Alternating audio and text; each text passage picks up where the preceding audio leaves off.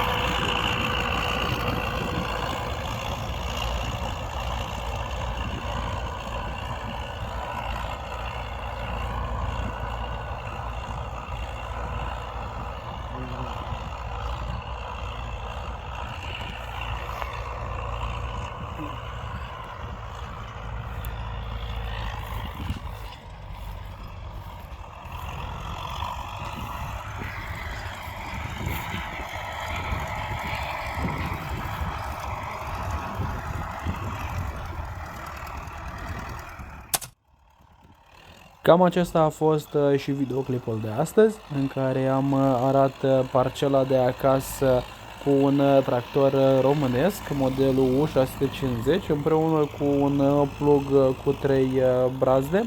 Până data viitoare, dacă vreți să fiți la curent cu ceea ce postez eu, abonați-vă la canalul meu, iar pentru a mă susține puteți să dați un like și să distribuiți prietenilor voștri. Vă mulțumesc și vă urez o zi plăcută!